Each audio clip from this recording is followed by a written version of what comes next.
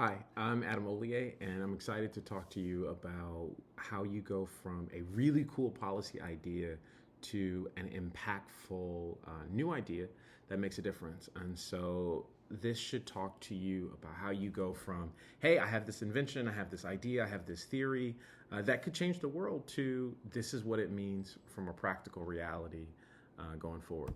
So, what's your point? That's the big thing. We really want people to understand, what are you trying to convey? Who is your message? Like, what are you trying to say? And to do that, you have to make your policy ideas simple and digestible. And when we talk about simple, it is something that people can understand. And people understand things that make sense to them, that are relevant to them. So to do that, you really need to understand your audience, right? Who are you talking to? If this is an academic paper, it makes a lot of sense to speak in one way. But if this is not an academic paper, don't use the kind of jargon or acronyms or those kind of things that are not going to be clear or accurately conveyed to people who do not understand what you're talking about, because they will not understand what you're talking about. The next thing is, we're going to go over a practical exercise that kind of walks you through how you get there using the handout that was provided to you. So, make it simple. That is the understanding your audience is literally one of the most important parts of this lesson. You have to understand who you're talking to, what motivates them, and what they need out of this. So when you think about this, think about who benefits most from your idea. And when you're starting to think through that, you really want to think, all right, my idea moves this needle in this very real way. So one of the things that we think about in this is the Post-it. So the Post-it example is a scientist who invented something that people had no real clear idea for, and there was no solution. So he met someone who also worked at 3M, and they needed a way to keep track of their music in their music book. So it benefited this group.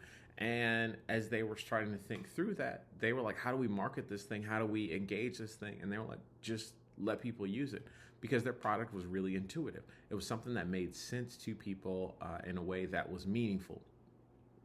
And so then you have to start to think through, who does this disrupt? Who does this change? Who does this cause a difference for? And who is it different with? And that really becomes the kind of crux of this idea of who you are moving for, right? Who is harmed by your idea? We talked a lot about what that could be and who that could be in a meaningful way. And it is, by and large, people who are either going to make money or lose money from your idea, because that is the name of the game in most of these kind of things, is everything boils down to a monetary idea, and monetary decision is, have you created something that will now displace something else that was in the marketplace, or have you figured out a new way to use something that was not previously as profitable?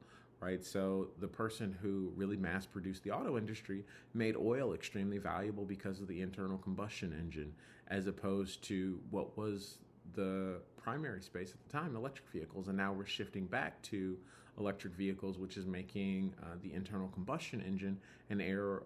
As a result, the usage of fossil fuels less valuable and less useful. So you have to think, who is going to profit from your idea, and how do you make your connections with them in a way that is meaningful and expands on the work that they're doing. All right, so now the task is to jot it down in 30 seconds. This is often what people call an elevator pitch. An elevator pitch is something usually a little bit shorter. It's this idea that you catch someone in the elevator, and you have between the time that it takes for the doors to open on the next level and them stepping out. And so you're really trying to boil this thing down to something that is clear and succinct. Hey, this is my idea. My idea does these three things, and as a result, I would like you to be engaged. So think about your idea, think about who your audience is, and give them your 30-second pitch so that they understand what your project does and who it works for.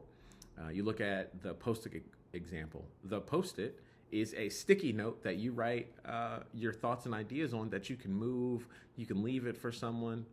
It's easy. It's to leave a note that's not super permanent, but that you want someone to see right now, and you put it on bright colors. That's the Post-it note. Next, you want to say, why does this matter?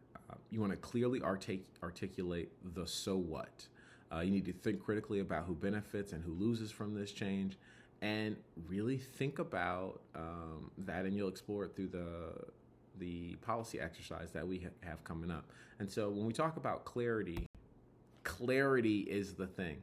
The Emerald Tablet is a reference to a story from the book The Alchemist, and in there they say that the masterwork, how you create alchemy, can be boiled down to just on this one Emerald Tablet, which is basically trying to say, keep it extremely simple, right? This is going to be a headline that goes somewhere that people, policymakers particularly, are going to use to make decisions. And you need to make it and say it in a way that makes sense to them, building on the lessons that you've already learned here of making it simple, thinking about who your audience is, but really trying to say this as simple and succinctly as possible, because that's what they're going to take. That's what the news is going to take from your research. That's what they're going to say, right? Global warming was really them saying climate change, but people took the climate as warming by 2 degrees and said, well, is it that big of a deal if the temperatures are warming? They did not take and understand some of the other bigger salient issues that are moving along. So think about that as you think about what your masterwork is. It does not need to be a full understanding. I like to reference these books. So Quantum Physics for Babies are a set of books that explain quantum physics, something that is probably as complicated and as nuanced as things can be, but it is explainable to little children. I've read these books to my kids, and it gave me a better understanding of quantum physics, because quantum physics is about energy loss and gain. And you're like, okay, is it more complicated than that? Absolutely. But that's the fundamental key, and you can make it clear when you talk about the work that you do by doing exactly that. So you do not need to give people a full understanding of everything. It's really trying to focus your conclusions into something that's manageable, that's understandable, because too often as academics, you are thinking about the limits of your knowledge, the limits of the things that you explained, not what is necessary for policymakers to really go out and act. So tell them what's important, tell them what you came up with. You are the expert, and they are comparing the information that they're receiving from you compared to something that they Googled or that they found in some Reddit subthread that is written in a way that's approachable. So no matter how good your information is, if it's not something that people can understand and digest, it's not useful, and it will not be a part of the policy discussion, because you really only get one chance to convey your information, to introduce your ideas, and to set an agenda. So who really does matter, right? Think critically about the benefits and the losses from this change. Who is going to be impacted by this? Like, who else talks about this work? Are you a trendsetter? Do the other experts in your field agree with you? Do they disagree? What does their research say? Are you adding? Are you subtracting? Are you saying everybody is wrong because they thought the world was flat and you're like, hey, it's round, right? Like, there are lots of things in this space that you need to manage. How does this technology that you are working on build on the works of other people's? If it's different, talk about how it's different in a way that makes sense as to why you came up with this, and why the things that people understand already in the world are still true or not. You have to describe to these people in a way that makes your information both clear and relevant. And that can be a really difficult thing, right? As you say, hey, why do we need this Post-it note, right? Like, you don't have to explain why you need a Post-it note. It just pops on. You need a Post-it note because it makes sense, because it works. And that was the challenge that people had with climate change, that they have now been able to say, hey, well, climate change is extreme weather. It is heating in these communities. It means extreme weather events like more hurricanes, more tornadoes. But it also means that it's going to cost people more, as they have to do air conditioning in communities that didn't need air conditioning before, and heat in communities that didn't need heat in communities before.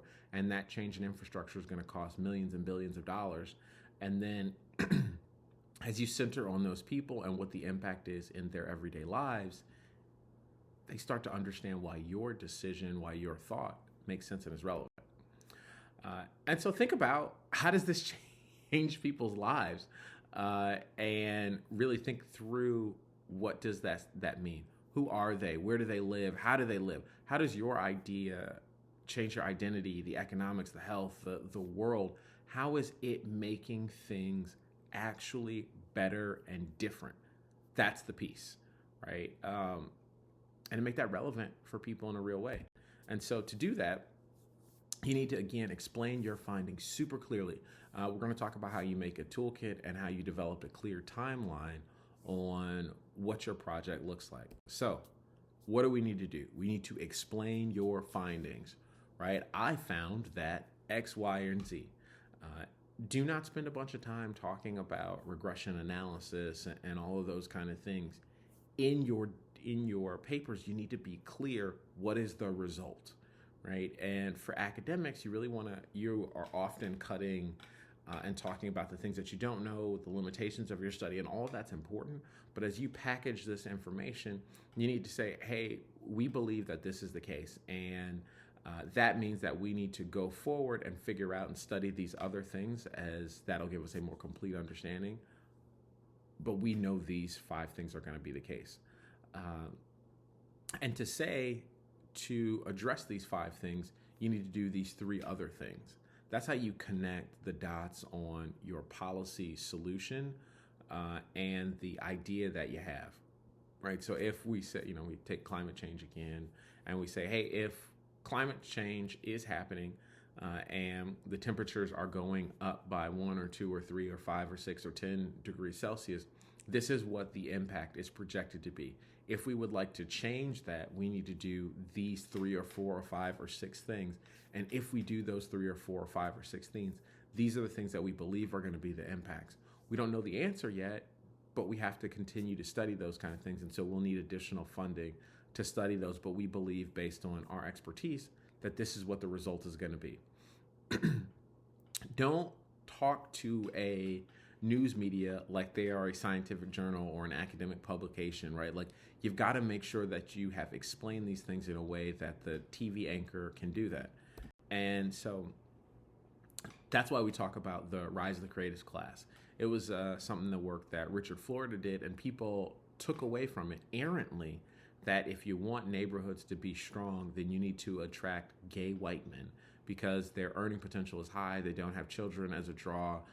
They are stylish and doing all these other kind of things. And so this whole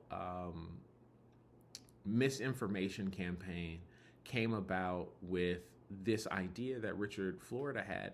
That was one portion of it. And he was talking about, you want to attract people with high incomes and high disposable incomes, and white people have higher disposable incomes. White men have higher disposable incomes than white women.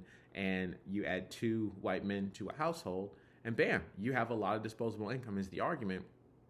But that was not to say that the solution to solving urban problems and disinvestment in communities is just to attract white men in couples, in relationship with other white men. But that was what people took from this story because it was easy to understand, it was easy to digest, it was novel, and it sounded cool, and some people felt like they could do.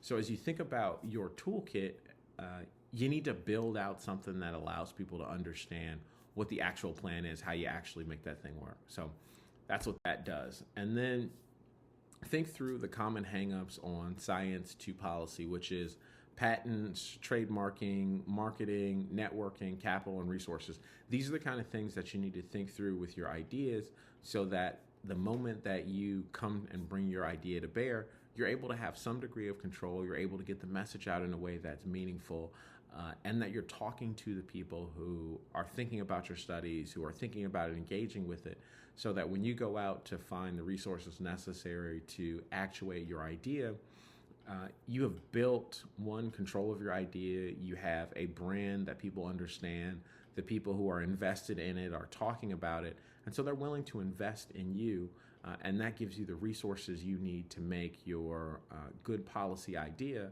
into a policy change. So I hope this was helpful for you. If you've got questions, I'm happy to answer more, and I think they'll also be posting the full lecture that we did in person.